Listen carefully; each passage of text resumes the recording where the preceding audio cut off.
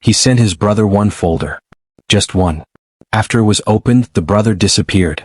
Now complete strangers keep asking, "Why did you open it?"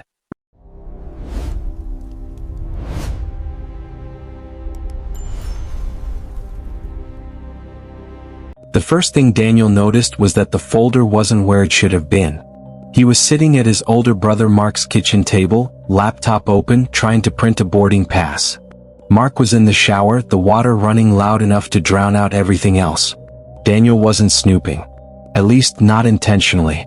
He clicked Documents, then Work, then hesitated. There was a folder at the bottom of the screen, slightly faded, like it hadn't been opened in a long time. It was named Daniel. At first he laughed under his breath. His brother had always been weird about organizing files. Maybe it was old tax stuff. Maybe it was something sentimental. Still, it felt strange seeing his own name on someone else's laptop. Daniel hovered the cursor over it. The folder properties popped up. Created 3 years ago. That was already odd. 3 years ago Daniel and Mark barely spoke. They weren't fighting, just drifting the way adult siblings sometimes do. No reason for Mark to start a folder about him back then. Daniel told himself he'd close it. Instead he double-clicked. Inside were dozens of subfolders, neatly labeled by dates. Not birthdays. Not holidays. Just ordinary days. Daniel clicked one at random. It opened to a text document. The first line made his stomach tighten. Daniel woke up late today. He forgot his wallet on the dresser and didn't realize until noon. Daniel swallowed. That had happened 2 weeks ago. He scrolled. He argued briefly with the barista about the wrong coffee but apologized after. Daniel leaned back in his chair. No one knew about that argument. It was nothing, just a moment of irritation, but it was real. Uncomfortably real. He opened another file. Then another. They were all like that. Short entries. Observations. Mundane details no one would ever bother to write down. The way he checked his phone twice before crossing the street. The song he skipped halfway through his drive home. The lie he told his girlfriend about why he missed dinner. Daniel's pulse picked up. He glanced toward the bathroom door, half expecting Mark to be standing there, watching. But the shower kept running. He clicked a newer folder. One dated tomorrow. Inside was a single document. It took a moment for Daniel to realize he was holding his breath. The first line read, "Daniel will borrow the laptop while Mark showers. He will find this folder." Daniel slammed the laptop shut so hard it rattled the table. For a long second he just sat there listening to the water run, his heartbeat pounding in his ears. This wasn't funny. It wasn't clever. It was wrong. When Mark finally came out, towel around his waist, Daniel was already standing. "Why do you have a folder about me?" Daniel asked. Mark stopped short. His expression didn't flicker. No guilt, no surprise. Just a slow, tired exhale. "You weren't supposed to open that." Daniel felt a surge of anger cut through the fear. "That's not an answer." Mark rubbed his hair dry with the towel, buying time. "I knew this would happen eventually. Why are there files about my life?" Daniel pressed. "About things no one else knows?" Mark sat down heavily in the chair across from him. For the first time he looked older than Daniel remembered. "I started writing things down," Mark said quietly. "Years ago. At first it was just observations. Patterns." "Patterns of what?" "You." Daniel let out a sharp laugh. "That's not comforting." Mark didn't smile. "I didn't mean it to be." Daniel demanded an explanation and Mark finally gave one. Piece by piece, like pulling splinters from skin. It started with insomnia. Mark couldn't sleep, so he wrote. At first it was about his own days. Then he noticed that whenever he wrote about Daniel, just guesses, predictions, they came true. Not the big stuff. Just details. Mark tested it. He wrote again. And again. The accuracy never slipped. "I thought I was just imagining it," Mark said. Confirmation bias. But it kept happening. "So you're stalking me?" Daniel snapped.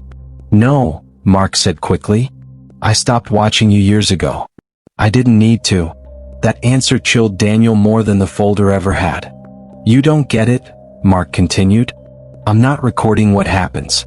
I'm setting it. Daniel shook his head. That's insane. I know, Mark said. That's why I never told you. Daniel thought about the file dated tomorrow. His throat felt dry. What else did you write? He asked. Mark hesitated. That depends, he said, on whether you opened the last folder. Daniel didn't answer. Mark closed his eyes. There's one more, Mark said. Dated next week. Daniel's voice barely came out. What does it say? Mark stood and walked to the laptop. He opened it again, his fingers shaking now. He clicked through the folders, stopping at the last one. Inside was a single document. Mark didn't turn the screen toward Daniel. I wrote that you'd confront me, Mark said. That you wouldn't believe me. Daniel took a step closer. And that you'd leave angry. Daniel stared at the back of his brother's head. Did you write what happens after? Mark nodded. What happens? Daniel demanded. Mark swallowed. You don't remember any of this conversation. Daniel laughed, sharp and disbelieving. That's not how memory works. I know, Mark said softly. But that's what happens. Daniel reached for the laptop. Mark flinched but didn't stop him. Daniel read the last lines himself. Daniel will feel uneasy but dismiss it. He will forget the folder entirely within 24 hours. When asked later, he will say Mark seemed tired that day. Daniel looked up. You expect me to believe this? I expect it to happen, Mark replied. Daniel stormed out. He drove home shaking, replaying everything in his head, swearing he wouldn't forget. He texted himself notes. He recorded a voice memo. He even wrote the folder name on his hand in ink. By morning the notes felt distant, like something he'd dreamed. By afternoon the voice memo made no sense. By evening he scrubbed the ink off his hand, annoyed he couldn't remember why it was there. A week later Daniel met Mark for coffee. Mark looked exhausted. Hello. Rough week? Daniel asked casually. Mark stared at him for a long moment, searching his face. Yeah, Mark said. You could say that. Daniel sipped his drink. You seem tired. Mark nodded. Daniel didn't notice the man at the corner table watching him. He didn't see the notebook on the man's lap. On its cover, written in careful, familiar handwriting, was a single word. Daniel. The first thing Daniel noticed after opening the file was how quiet the apartment became. Not the normal late-night quiet, the kind that settles naturally when traffic thins and neighbors go to sleep, but a hollow silence, like something had stepped out of the room and taken the air with it. The fan in the corner still spun. The refrigerator still hummed. Yet everything felt muted, distant, as if the walls themselves were listening. Daniel hadn't meant to open the file. It was buried 3 folders deep on his brother Aaron's laptop, tucked inside a directory labeled with a random string of numbers. Aaron had been downloading obscure forums and archived files for months. Old message boards, defunct websites, things most people wouldn't bother with. He liked digging through forgotten corners of the internet, not for profit or fame, just curiosity. That night, Aaron was at work. Daniel was using the laptop to print a document when the system froze. The cursor locked. The screen flickered once, then refreshed, leaving one window open. A single file sat there. No name. No extension. Just a gray icon and a modified date from earlier that evening.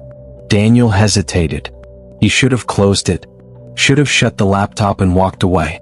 Instead, he double-clicked. The screen went black for several seconds. Long enough that he thought the computer had crashed completely. Then text appeared. White letters on a dark background, unevenly spaced, as if typed by someone unfamiliar with the keyboard. It wasn't a video. It wasn't an image. It was a transcript. At first it looked like nonsense. Lines of questions. Short answers. Names without context. Addresses that meant nothing to Daniel. Then he saw one he recognized. His own street. He scrolled. There were more. Specific details.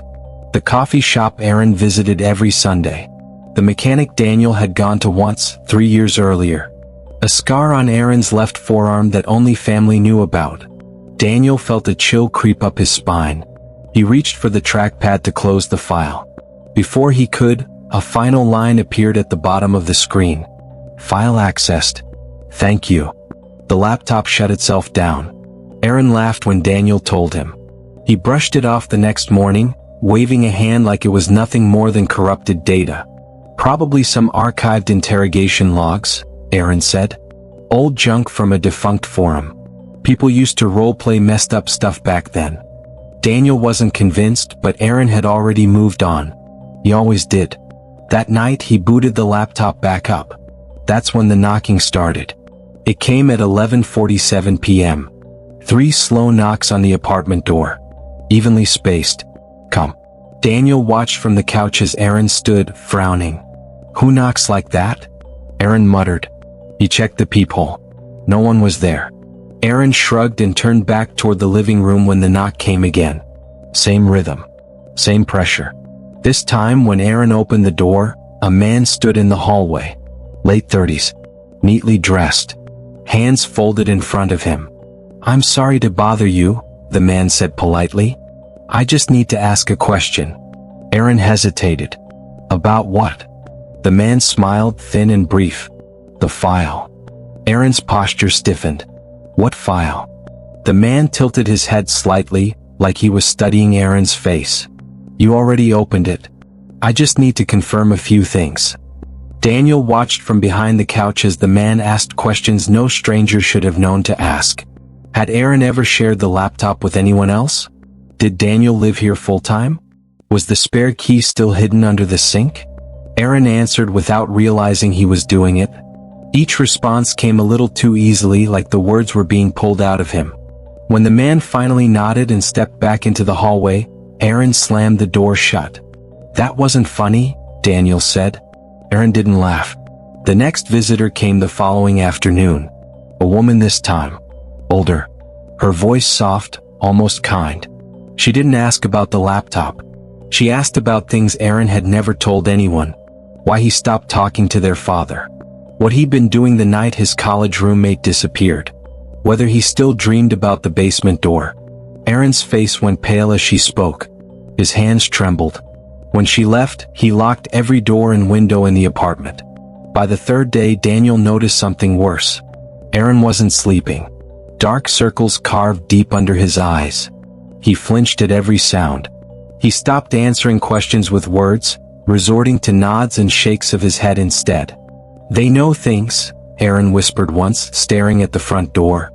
Things I never wrote down. Things I never told anyone. Daniel suggested the police. Aaron shook his head violently. They already came. Daniel frowned. What do you mean? Aaron swallowed. They asked the same questions. That night, Daniel searched the laptop himself. The file was back. Only now it was longer. New lines had been added. Transcripts of conversations Daniel recognized. The knock at the door. The woman's voice.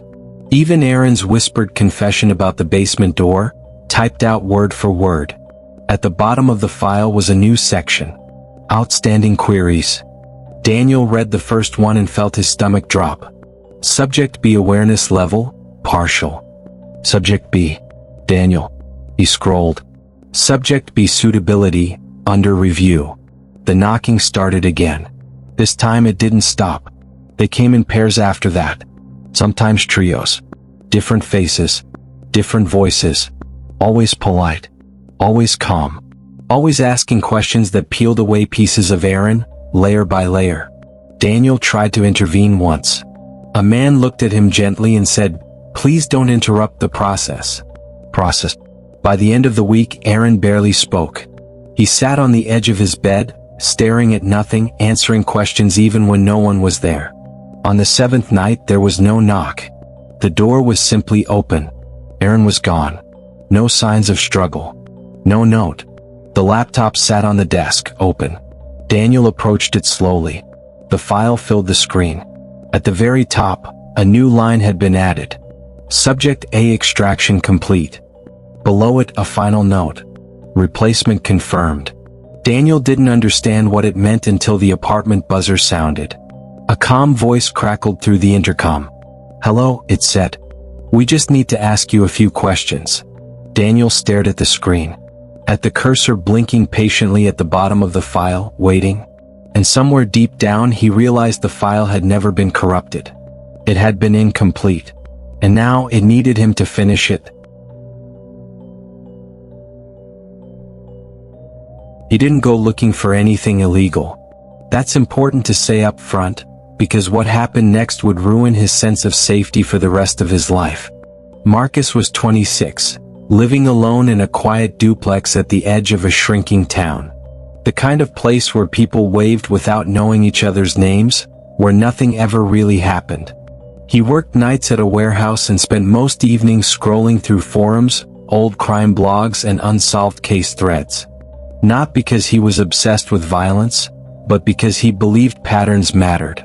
That forgotten details meant something.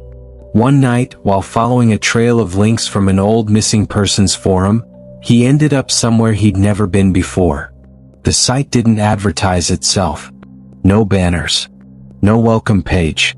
Just a list of archived cases, grainy photos, scanned police reports, unmarked folders.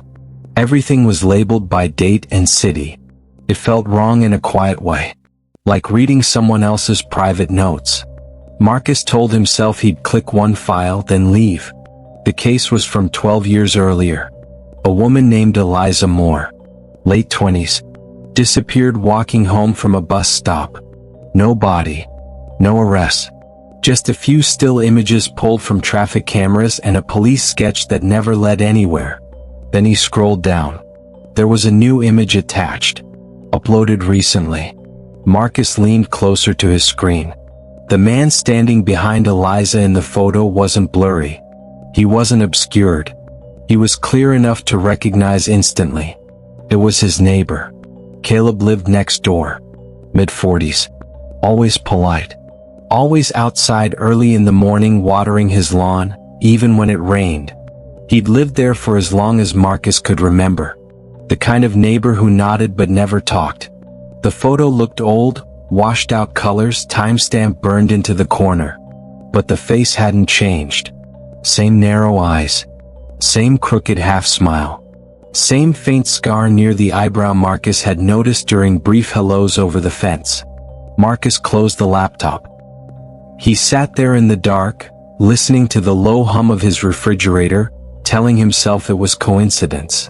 People resembled each other all the time. That was how police sketches worked. Close enough to unsettle, never enough to convict. He didn't sleep much that night. The next morning, Caleb waved at him from across the driveway. Marcus waved back without thinking. That was the first time Caleb's behavior changed. He started lingering outside longer. Watching Marcus come and go. Asking questions that felt too specific. Work nights, right? Caleb said one afternoon, leaning against the fence. What time you usually get home? Marcus lied without meaning to. After that, small things began to feel off. Marcus would come home to find his porch light on, even though he'd turned it off before leaving. Packages were moved closer to his door. Once his trash bin was open, the lid flipped back like someone had been looking inside. He told himself he was being paranoid. Then he went back to the archive. The site hadn't been taken down. In fact, the file had been updated. There were new photos now. Still frames. Close-ups. Marcus's street. His house. One image showed his car pulling into the driveway. Another was taken from inside a vehicle parked across the road. The angle was unmistakable. Someone was watching him. At the bottom of the page was a line of text that hadn't been there before. Witness proximity confirmed. Marcus didn't report it. He didn't tell anyone. Some part of him knew, without being able to explain why, that going to the police would make things worse. That night, Caleb knocked on his door. He was holding a beer. Smiling. Too friendly. Figured we should finally talk, he said. Been neighbors long enough. Marcus let him in. They sat at the kitchen table, the silence stretching between them. Caleb didn't drink. He just watched Marcus the entire time, eyes drifting to the hallway, the windows, the laptop sitting closed on the counter. You ever notice how people disappear in small towns? Caleb asked casually. Everyone thinks they'd hear something, see something. But most of the time they're looking right at it and don't realize. Marcus's throat tightened. Caleb stood up, walked toward the window and peered outside. "She was just like you," he said. "Curious. Thought she found something important." Marcus didn't respond. Caleb turned, his smile gone now. "They don't archive the mistakes," he continued. "Only the successes." After that night, Caleb stopped pretending. He didn't hide his watching anymore. He stood on his porch when Marcus left for work. He was always awake when Marcus came home. Once, Marcus woke up to find Caleb standing in his yard at 3 in the morning, staring at the darkened windows. Marcus packed a bag the next day. Before he could leave, his phone buzzed. A new message. From an unknown number. Just a link. The archive again. A new folder had been added. It was labeled with Marcus's full name. Inside were photos taken through his windows. Notes about his routine. Audio clips recorded through walls thin enough to betray conversations.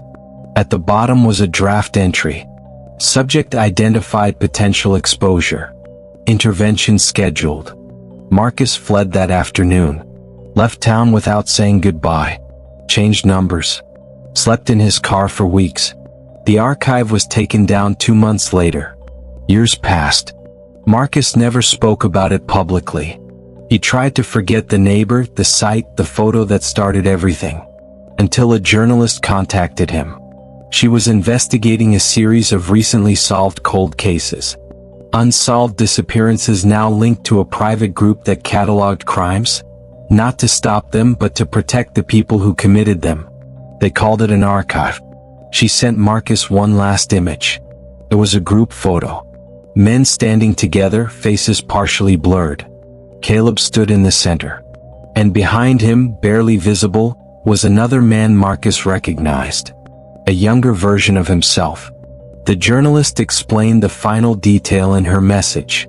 Witnesses weren't eliminated. They were documented. Tracked. And if they stayed quiet long enough, eventually recruited. Marcus never replied. The archive may be gone. But somewhere it's still being updated.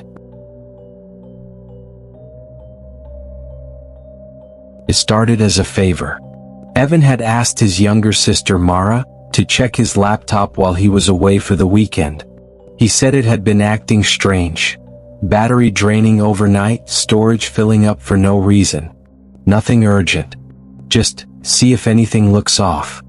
Mara wasn't snooping for secrets. She had grown up sharing a room with Evan. They trusted each other. She opened the laptop on the kitchen table late Sunday evening, the house quiet except for the hum of the refrigerator and the ticking wall clock. At first, everything looked normal. Photos. School folders. Old music files. Then she noticed a folder buried inside another, then another, each one unlabeled. No dates. No icons. Just blank, gray directories nested deep enough that most people would never stumble across them. Inside the final folder were dozens of audio files. All of them were recorded between midnight and 4 in the morning. Mara assumed they were accidental. Maybe Evan had left a recording app running while asleep. But when she clicked the first file, she froze. There were voices. At first it was faint. A low hiss of background noise. Then footsteps. Slow, careful steps moving across hardwood floors. She recognized the sound immediately. It was the hallway outside their bedrooms. A man's voice whispered something unintelligible. Mara leaned closer to the speaker. Then she heard her own voice. Not speaking, breathing. Shallow. Uneven. Like someone standing very close to the microphone. She slammed the laptop shut. For several minutes she just sat there, heart pounding, trying to explain it away. Old recordings. A prank. Audio bleed from somewhere else. Eventually curiosity won. She opened another file. This one was clearer. There was the sound of a door opening. The soft creak of hinges that hadn't been oiled in years. The door to their parents' bedroom. Then hushed conversation. 2 voices murmuring back and forth. The words didn't make sense. Not sentences. More like fragments. Not yet. She hears too much. Wait for the light. Mara stood up so fast the chair scraped loudly against the floor. She looked down the dark hallway instinctively, half expecting someone to be standing there. The house was empty. When Evan returned the next morning, she confronted him immediately. "Why are you recording at night?" she asked, trying to sound casual. Evan frowned. "Recording what?" She brought him the laptop. Played the files. As his own breathing filled the kitchen, Evan's face drained of color. "I don't remember this," he said quietly. Mara watched him closely. He wasn't pretending. His confusion was real, and growing more unsettled by the second. They listened to file after file. Footsteps pacing the living room. Whispered conversations near closed doors. The sound of the back door unlocking. Once, a voice laughed softly, low and close to the microphone, before abruptly cutting off. None of it matched anything either of them remembered. "What if someone broke in?" Mara asked. Evan shook his head. "There's no sign. No alarms. And why would they record themselves?" That night they decided to stay awake. They set the laptop on Evan's desk, screen open, recording app running. The red indicator light glowed steadily. Midnight passed. Then 1 a.m. Then 2. Nothing happened. No footsteps. No voices. At around 3, Evan yawned and rubbed his eyes. "Maybe it only happens when I'm asleep," he muttered. Mara told him not to joke like that. Sometime after 4, exhaustion won. Mara dozed off on the couch. Evan fell asleep at his desk. When they checked the recording the next morning, there was a new file. It was 47 minutes long. The beginning was quiet. Just the hum of electronics. Evan's breathing slow and steady. Then at exactly 2:13 a.m., his breathing stopped. Not gradually. It cut off mid-inhale. For a few seconds there was silence. Then Evan spoke. His voice was calm. Awake. Focused. "They're listening now," he said. Mara felt sick hearing it. In the recording, Evan stood up. Footsteps moved away from the desk. Down the hallway. Another voice answered him, closer this time. "Clear. You left the mic on." Evan laughed softly. "Good," he replied. "They need to hear this part." The next sounds were unmistakable. A door opening. The guest room. Where Mara had been sleeping. On the recording, Evan stood very still for a long time. Then he whispered, "She's awake." Mara slammed the laptop shut again, hands shaking. "That's not me," Evan said quickly. "I would never." Before he could finish, the laptop chimed. A new file had just been created. Dated today. Timestamped 5 minutes ago. Neither of them had touched the computer. Slowly, Evan opened it. The audio began with muffled movement. The sound of fabric shifting. A chair creaking. Then a woman's voice spoke, low, unfamiliar, and much too close to the microphone. "He doesn't remember because he isn't supposed to," the voice said. "He's just the door." Evan's breathing grew rapid beside Mara. On the recording, the woman continued. "When he sleeps, we borrow him. When he wakes, he forgets. That's the agreement." Pause. "You weren't meant to find these." Mara felt something cold brush her ankle. She looked down. Evan was still sitting across from her, hands visible on the table. The laptop speaker crackled.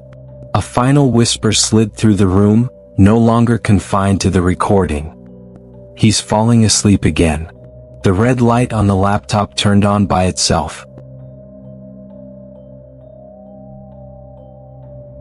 The last time anyone saw Mara Lewis, she left a birthday party just after midnight and never made it home.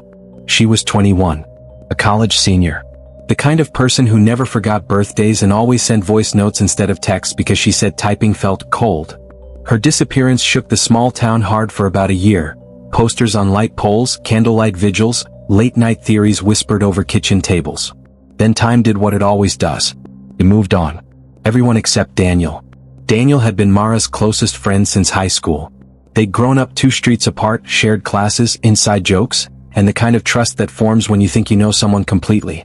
After she vanished, he replayed their last conversation so many times he could have recited it word for word. Mara laughing, complaining about the music at the party, saying she'd call him when she got home. She never did. Years passed. The case went cold. The posters faded. But Daniel kept her voicemail saved on his phone. He never deleted it. One night, nearly 4 years later, Daniel was scrolling through an invite-only forum he'd stumbled onto by accident. It wasn't advertised anywhere public. No flashy homepage. Just a plain login screen and a warning that most people ignored. Private archives. Real stories only. No reposting. Most of the posts were dull, badly written confessions, urban legends recycled as truth. Daniel should have logged off. He almost did. Then he saw a new thread. Last night, unedited audio. No username he recognized. No comments yet. Just an audio file attached beneath a short description. Recorded between 12:14 a.m. and 1:02 a.m. Subject unaware.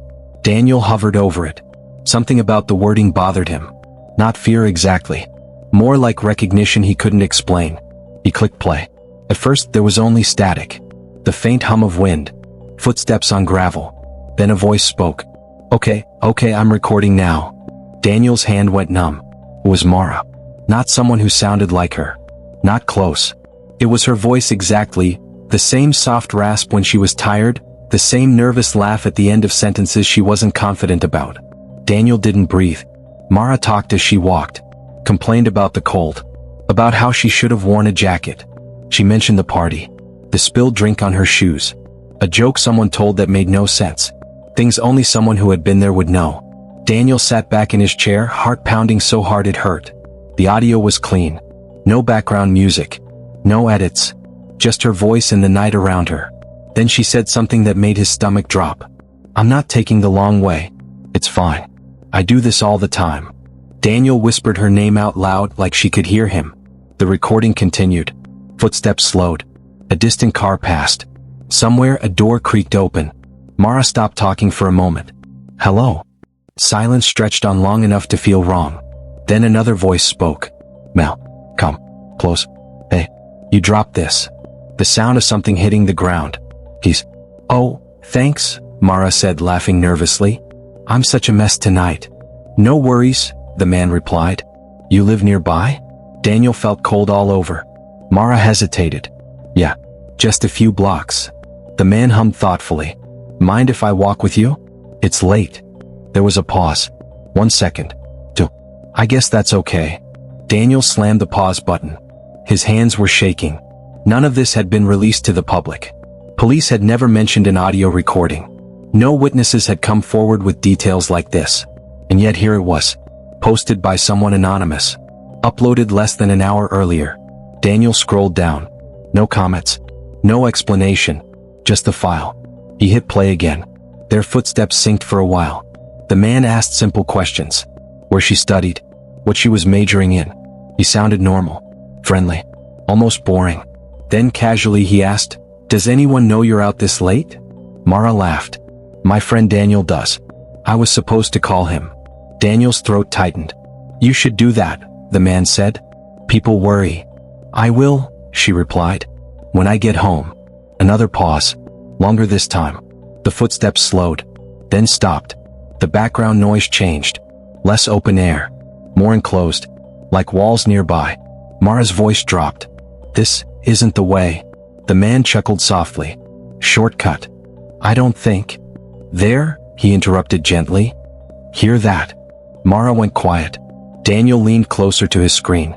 Faintly beneath the static there was another sound. Breathing. Not Mara's. Too slow. Too controlled. I don't hear anything, she said. That's okay, the man replied. You will. The audio cut abruptly. No scream. No struggle. Just silence. Daniel sat frozen long after the file ended. His reflection stared back at him from the dark screen. He felt like he'd just watched something he was never meant to see. He refreshed the page. A comment had appeared. Uploader, if you knew her, you should listen again. Daniel swallowed and replayed the final minute. Again. And again. On the fourth listen he caught it. Right before the audio cut, just beneath the man's last sentence, there was a whisper. So faint it blended into the static. A woman's voice. Not Mara's. Don't tell him? Daniel's blood ran cold. He scrolled back to the uploader's profile. No history. No other posts. Account created that night. Then his screen flickered. A new message popped up. Private. Uploader, she talked about you a lot.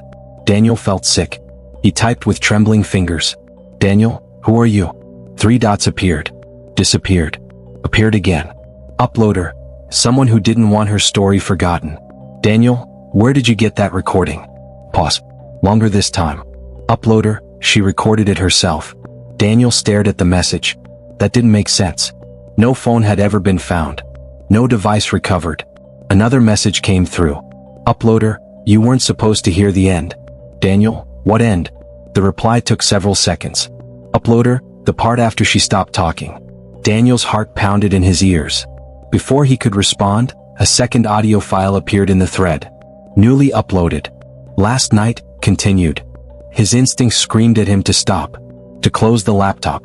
To walk away. He clicked play. At first there was only muffled noise. Movement. Fabric rustling. Then Mara's voice, distant now. Shaky. Please, she whispered. I won't tell anyone. The man sighed, almost bored. You already did. Footsteps. A door opening.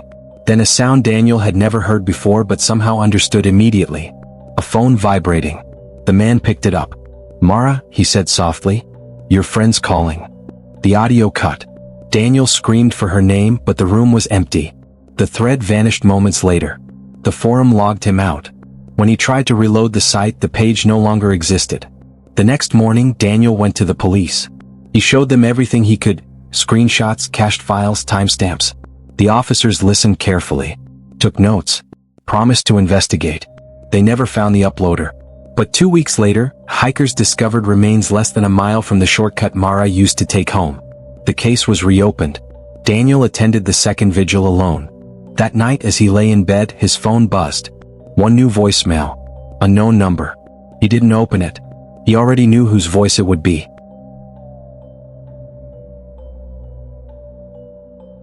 He didn't go looking for anything illegal that night. Evan Miller was just killing time, scrolling through a local forum where people argued about potholes, school budgets, and which diner had the best coffee after midnight. The town had been restless ever since the fire. Small places always are when something violent breaks the illusion of safety. The fire had taken the life of a 17-year-old girl named Lila Brooks. Her house went up just before dawn, flames swallowing the second floor before anyone could get her out. The official story said faulty wiring. Most people didn't buy it. Evan certainly didn't. He worked nights at a print shop and slept during the day. That schedule came with long, quiet hours where the internet felt like the only other thing awake. That was how he stumbled into a private discussion board linked from a comment thread. Nothing flashy, no skulls or warnings, just a plain page with text posts and usernames that looked randomly generated. One post caught his eye. It was titled simply, I did it. The body of the post was short, almost careless. I didn't mean to kill her. The fire wasn't supposed to spread like that. I only wanted to scare her so she'd stop talking. Evan stared at the screen, his mouth unmoving. The words sat there, blunt and unpolished. No bragging. No theatrics. Just a confession. He scrolled. The post went on to describe the house on Cedar Lane, the narrow driveway, the broken porch step, the way the upstairs window stuck when you tried to open it. It mentioned the smell of gasoline mixing with wet leaves. It mentioned a red bike left on its side in the yard. Details that hadn't been released. Evan's chest tightened. He opened a news tab and pulled up the article about the fire. The photo showed the charred remains of the Brooks house, caution tape flapping in the wind. In the corner of the image, half burned but still visible, was a red bicycle. His eyes flicked back to the confession. What made his stomach drop wasn't just how accurate it was. It was the timestamp. The post had been published at 2:13 a.m. The fire department had received the first emergency call at 2:41. Nearly half an hour later. Evan refreshed the page. The timestamp didn't change. He checked the server time, thinking maybe the site was glitching or hosted overseas. It wasn't. Same time zone. Same date. Everything lined up. He leaned back in his chair, pulse hammering. This wasn't someone reacting to the news. This was someone writing before the crime officially happened. He did what most people would do in that moment. He screenshotted everything. The next morning, Evan went to the police. The officer at the front desk listened politely, the way you listen to someone explaining a strange dream. He took the printouts, glanced at them, and nodded. He said they'd look into it. They didn't call Evan back. 2 days later, the post was gone. The thread returned a blank error page like it had never existed. Evan tried different browsers, different devices. Nothing. He searched for cached versions, archives, mentions. It was like the confession had been swallowed whole. But the town didn't move on. At Lila's vigil, people whispered. Some said she'd been arguing with someone older. Others said she'd threatened to expose something at school. Rumors twisted into shapes that barely resembled facts. Then another post appeared. Different forum. Same writing style. I thought it would end after the fire, it read. I didn't think anyone would notice the timing. That one didn't include details. It didn't need to. The implication alone was enough. This time, Evan didn't wait. He sent the screenshots to a local reporter, a woman named Marcy who had grown up in the town and still remembered when things like this didn't happen. She called him an hour later, voice tight. You're saying this was posted before the fire? She asked. I'm saying it knew things no one should have known, Evan said. And it knew them early. The article ran the next day. It didn't name the forum. It didn't accuse anyone outright. It just laid out the facts, the timestamps, the details, the disappearance of the post. The comments exploded. Some people called it a hoax. Others demanded arrest. And then the third post appeared. This one was longer. I didn't plan to hurt her, it said. I planned the fear. I planned the warning. I planned the night. What I didn't plan was how fast it would all happen. The post went on to describe watching the fire from across the street, listening to sirens grow louder, feeling relief that it was over. And then it described something no one had reported. The sound of someone screaming from inside the house after the fire had already been burning for minutes. Evan felt sick reading it. That detail hadn't been in the news. It hadn't even been confirmed publicly. But a week later, a firefighter quietly admitted to Marcy that yes, someone had heard a scream. They hadn't said anything because it changed the timeline. It raised questions no one wanted to answer. The police reopened the case. They asked the internet provider for logs. They subpoenaed the forum host. They interviewed people who lived near Cedar Lane. Nothing stuck. The post stopped. Months passed. The town tried to heal in the way small towns do, by pretending scars are the same as closure. Lila's room was cleaned out. The house was boarded up. Someone painted over the soot. Evan stopped checking the forums every night.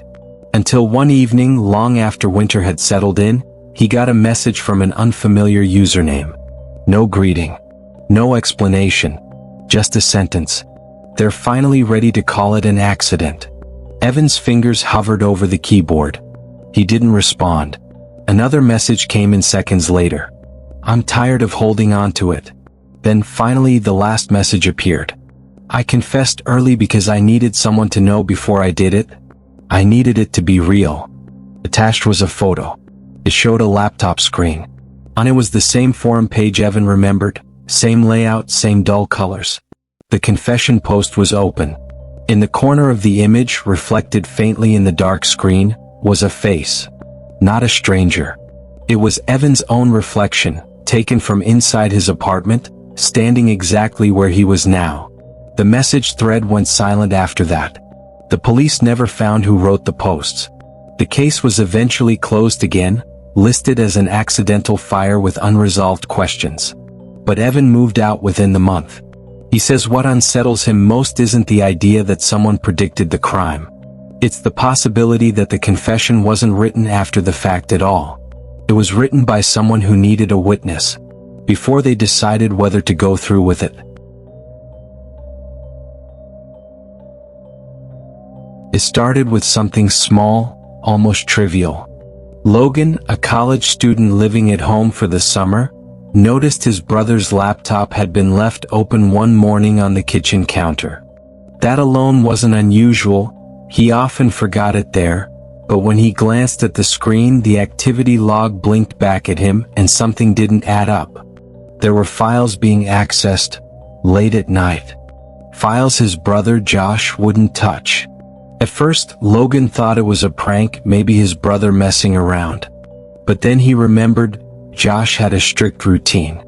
He went to bed at 11 every night, never stayed up past midnight, and he'd never been interested in those files. Curiosity mixed with unease. He decided to investigate further. That night, Logan pretended to go to bed early just like the rest of the house. He stayed awake in his room, laptop open on the desk, waiting. Hours passed, and everything seemed normal until, around 2 in the morning, he heard the faint hum of a computer booting up. Slowly, cautiously, Logan crept down the hall. The house was silent. No lights, no sounds beyond the occasional creak of settling wood. When he reached the study, he froze. The laptop sat on the desk, the screen glowing in the dark. But Josh was nowhere to be seen. Logan's heart pounded. His brother's bedroom was down the hall, and he could hear the gentle rhythm of breathing through the door. Josh was asleep. Whoever was on the laptop wasn't his brother. Panicking, Logan considered calling the police, but something held him back. He wanted to know who, or what, was on that laptop first. Slowly he approached, peering at the screen. The files that had been accessed weren't ordinary documents. They were folders buried deep in the system, named with dates, locations, and cryptic codes. Images began to flash, grainy surveillance shots of their own house. And then, more disturbing, photos of the family sleeping. Logan stumbled back, disbelief washing over him. Someone had been watching them. Someone had been in their house, but how? There were no signs of forced entry, no footprints, nothing. And yet, here were the files, all neatly time-stamped in the middle of the night. A soft click echoed behind him. Logan spun around. Empty hallway. But then a notification popped up on the laptop. Do you want to play the next video? His fingers hovered over the mouse, shaking. Against his better judgment, he clicked. The screen flickered, and a new video began to play. It was live. The camera angle was from the hallway outside the study. He was watching himself. Every movement mirrored perfectly, every breath visible on the screen. And then the camera shifted. It panned down the hall, and stopped at the bedroom door. The door to Josh's room. The camera lingered, zooming in. The figure inside wasn't his brother. It wasn't even human. Its movements were too smooth, too calculated, too wrong. And then, in a flash of horrifying clarity, Logan realized it was leaning over Josh, studying him. The video froze, a distorted smile spread across the figure's face, and Logan felt a cold pressure against the back of his neck, like someone, or something, was there with him. He turned. Empty room. But then the laptop's webcam flickered on. The tiny light blinked red. Logan's stomach dropped. Someone was watching him now. He wanted to scream, to run, but his body refused. The files on the screen multiplied, dozens, hundreds of images of his family, taken from angles he didn't know existed. Pictures of him asleep, of Josh asleep, of their parents, every corner of the house mapped in meticulous detail. And then one file caught his eye. It was a folder labeled, Tonight. The screen went black. A whisper came from the hallway, soft but unmistakable. You shouldn't have looked. Logan bolted for the door. The hallway was empty, the house silent again. But the laptop, left on the desk, remained open. The screen displayed one final message: I'm already inside. He never stayed home alone after that. He never touched that laptop again. And every night, Logan swore he could hear the soft hum of a computer booting up in the distance, even when every device in the house was off.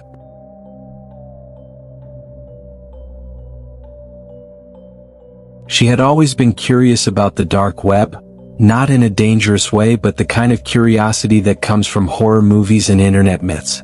One night, a friend mentioned an archive of unsolved mysteries, a collection of images and documents that allegedly contained rare and forgotten crimes. It sounded stupidly intriguing, so she decided to check it out. At first, it was like wandering through a digital graveyard. Old news clippings, grainy photos, and file names that didn't make sense. Some were creepy, some sad, some terrifyingly mundane. Then, deep in one folder labeled simply "Children," she froze. A photo blinked onto the screen. At first, she thought it was a mistake. It was a picture of a little girl sitting on a swing, the kind of photo any parent might take on a sunny afternoon. But something felt wrong. She squinted. The dress, the messy hair, the faded pink backpack, all unmistakably her. Her stomach dropped. She hadn't seen that photo in years. She didn't even remember it being in any family album. She hadn't uploaded it anywhere.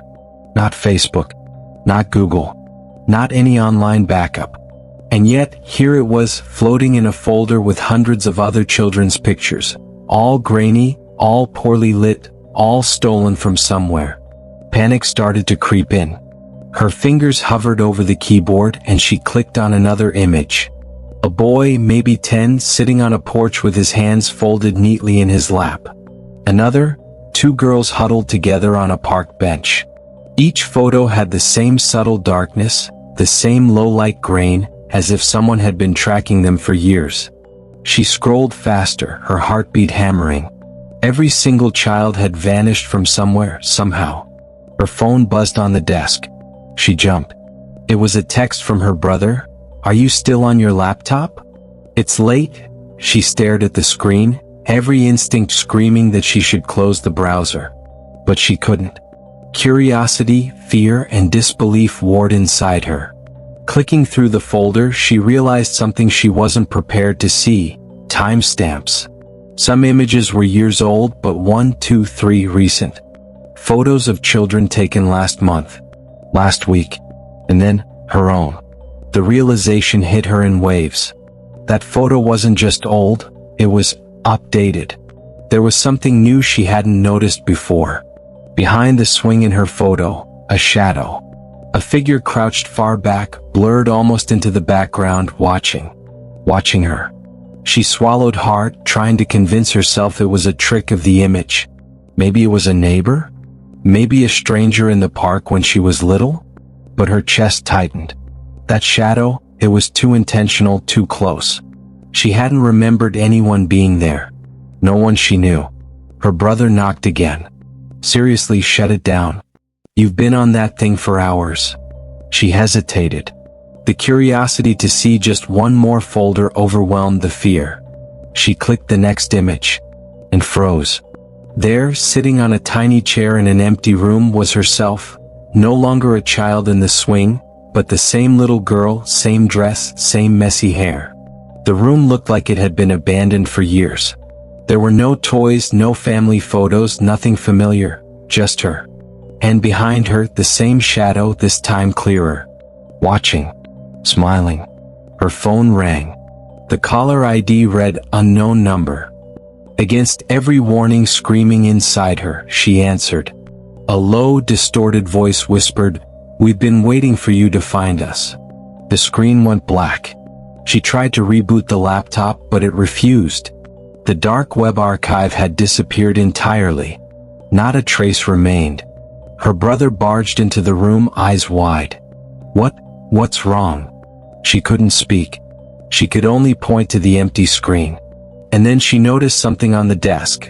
A printed photo, old, yellowed, unmistakably her childhood picture on the swing. But this one had new scribbles in the background. Tiny, almost imperceptible lines forming the outline of a face, watching. Smiling. Her stomach turned. She had never printed that photo. She had never seen it like that before. And that night she couldn't sleep. Every creak of the house, every shadow in the corners of her room felt alive. Watching. Waiting. Because whatever had captured her as a child, whatever had been watching her all these years, had just made sure she noticed. And she wasn't safe. Not anymore.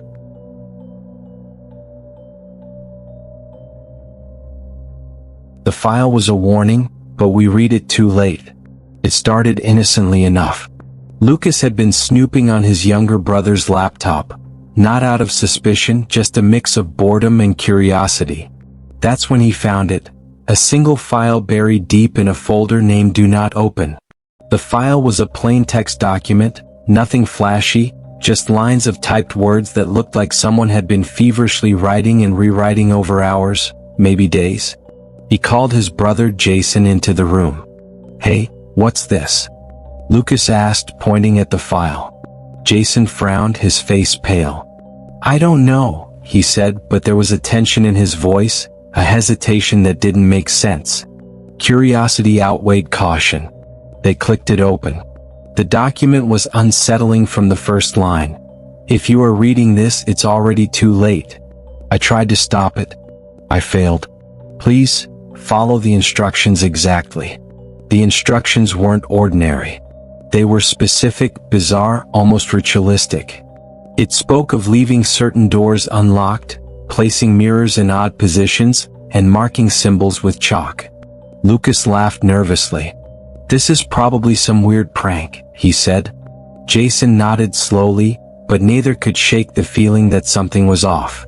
The first instruction was simple: do not go outside after midnight. That night they ignored it, sneaking out to meet friends.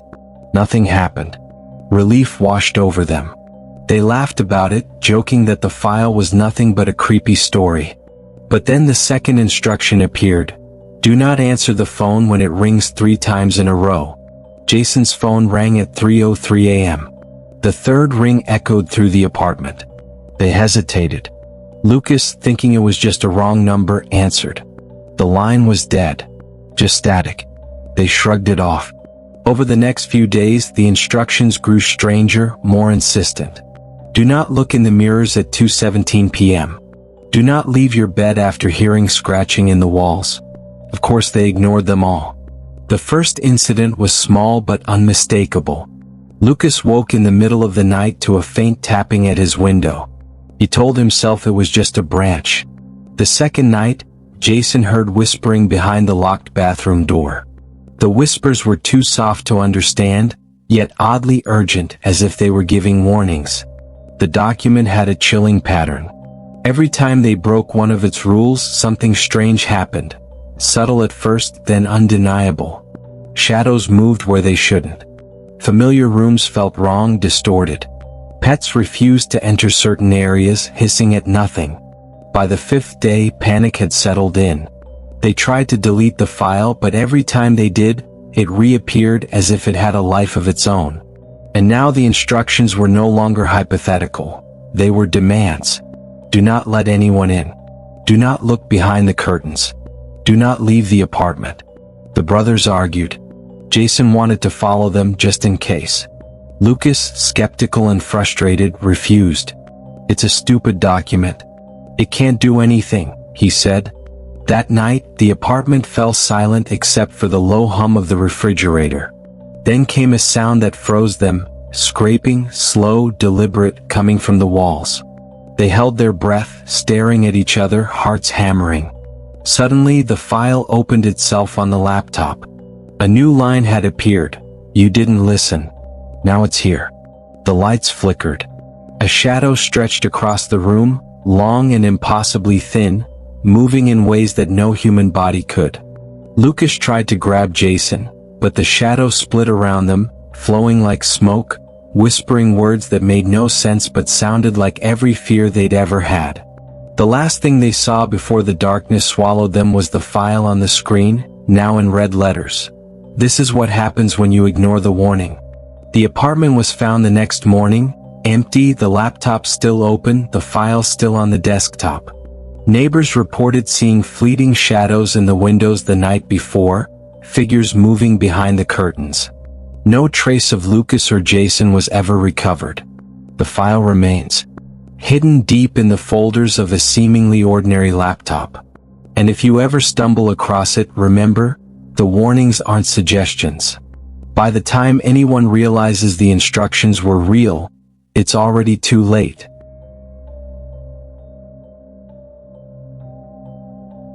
The story begins with something as ordinary as a notification. A folder appeared on a shared drive, sent by someone's brother. It was just a folder, nothing flashy. No subject line, no message, just a folder with his name attached. Normally, it would have been easy to ignore. But curiosity, that quiet, unrelenting urge, made them click. The folder opened like any other. Files, pictures, documents, nothing out of the ordinary at first glance. A vacation photo, a receipt from some online order, a short note he must have typed himself. Then there was one file that didn't have a title. Just a blank icon. They double-clicked it. Nothing. The file opened and displayed nothing. Just a black screen. For a second it felt like a glitch. They closed it, shrugged, and thought nothing more. But then the phone rang. It was a stranger. The voice was low, calm, almost polite, but it carried something that made the hairs on the back of their neck stand up. "Why did you open it?" the voice asked. Panic set in. Who is this?" "No need to answer that," the voice replied. "Just, why did you open it?" The call ended. There was no number saved, no trace. Thinking it was a prank, they tried to laugh it off. But the unease didn't go away. Later that night, a text appeared. A simple message, "You shouldn't have." They tried calling their brother. No answer. Text ignored. It wasn't like him. He had always been reliable, always responded within hours. Days passed. And then came the emails. Each one was from different addresses, none familiar. Some written in languages they didn't understand, others with phrases that seemed nonsensical. But the subject line was the same, about the folder. Each time, the feeling of dread grew heavier, as if the world itself was pressing closer. The first real warning came at the door. A knock late at night, soft, hesitant. They looked through the peephole. Nobody there. Only the faintest shadow moving quickly down the street, disappearing before they could see a face. Days later they learned the truth. Their brother had disappeared the day after sharing that folder. No note, no call, no explanation. Just gone. The police treated it like any other missing person case, but there were no leads. No evidence. And then the messages changed. They weren't emails anymore. They were in-person encounters. Strangers on the street, people in stores, even someone sitting across from them on the bus. All with the same empty, searching eyes, all asking the same chilling question, "Why did you open it?" One evening, feeling cornered, they decided to look inside the folder again. Maybe there was something they had missed. Maybe it would give answers. But when they opened it, the files had changed. Pictures of their brother, normal at first, shifted subtly with every glance. His expressions darkened. His eyes hollowed. And then one file contained a video. A single frame. Their brother standing in a dark room staring straight at the camera. But there was something wrong. The room wasn't his apartment. The walls were bare, cold, concrete. Behind him, shadows stretched unnaturally, twisting. A note appeared on the screen. Written in crude black letters, "You've seen it now. You know too much." Before they could react, their screen went black. Their phone died. The lights flickered, then steadied. And that's when they realized the folder had never just been digital. It had been watching, waiting. Every file opened, every click, every second of curiosity had left a mark. Weeks later they moved. Changed numbers. Changed routines. Tried to live normally. But strangers still appeared. They never spoke, only watched. And sometimes, in the darkest moments of the night, they could hear a soft whisper just beyond the door, a voice both familiar and terrifying. "Why did you open it?" And deep down they knew that as long as they had seen that folder, it would never stop. Not the strangers, not the emails, not the shadows. Their brother was gone. But something else, something patient, something watching, had taken his place. And it wasn't just watching him anymore. It was watching them.